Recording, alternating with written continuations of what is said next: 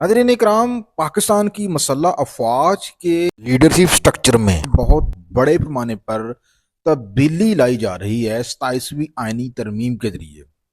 अब ये कौन सी तरमीम है और इसमें क्या क्या शामिल किया गया है, इस वाले से कुछ अहम तरीन बात आपके सामने रखना चाहता हूँ। नाज़रीन इकराम, 27वीं आईनी तरमीम में जो सबसे अहम तरीन नुकता है वो मसल्ह अफवाज के लीडरशिप स्ट्रक्चर में तब्दीली है। जी हाँ, इसको अब यूँ समझिए कि एक तो इसके ज़रिए पाकिस्तान के मौजूदा फील्ड मार्शल को ताहयात ये ओहदा दे दिया गया है। यानी जब तक वो जिंदा हैं वो हमेशा फील्ड मार्शल ही रहेंगे।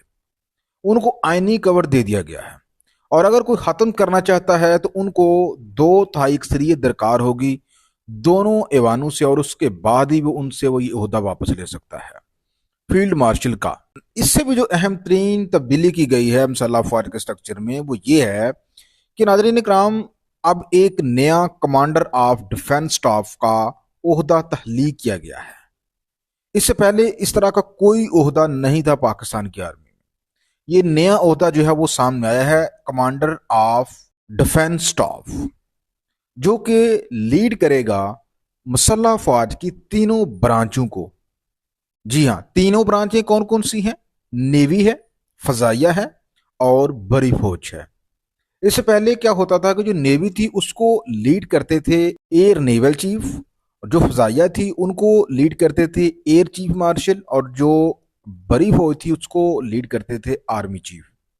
तो कराम, अब इन तीनों को लीड करेगा एक ओहदेदार। वो कौन होगा? Commander of defence staff.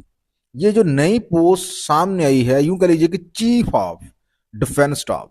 इससे पहले पाकिस्तान में joint chief of staff committee की पोस्ट मौजूद थी। वो काफी ताकतवर थे लेकिन आर्मी चीफ से ज्यादा ताकतवर नहीं थे। अब ये जो ओहदा है नाज़रीन कराम, इस पोस्ट को खत्म कर दिया जाएगा। यूं कह लीजिए कि जो मौजूदा joint chief of staff committee के चेयरमैन जनरल साहिर शमशाद हैं, ये पाकिस्तान के आखिरी joint chief of staff committee के चेयरमैन होंगे। 27 नवंबर 2025 को उनके ओहदे की मुदत खत्म हो रही है।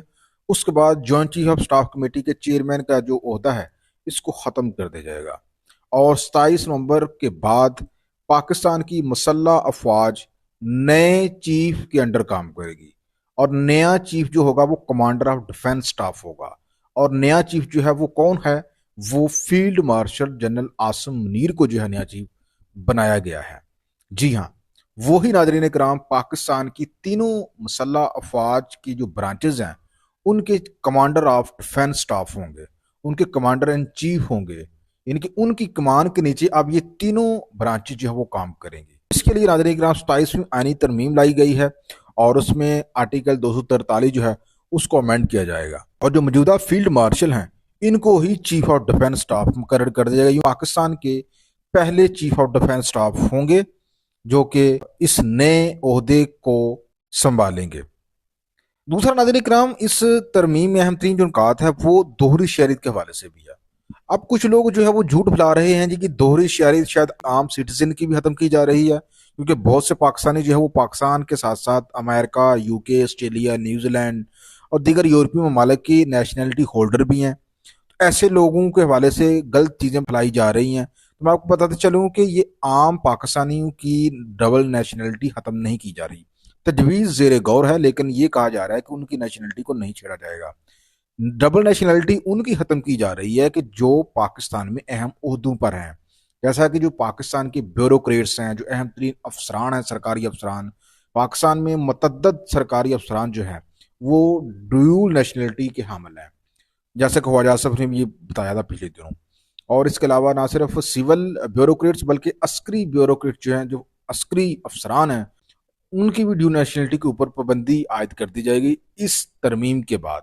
इसके अलावा एक तीसरा बड़ा निकात है इसमें, NFC वार्ड। NFC वार्ड के तहत सूबों को जो पाकिस्तान की कौमी आमदन है उसका कमो पेश 53% हिस्सा वो सूबों को चला जाता है।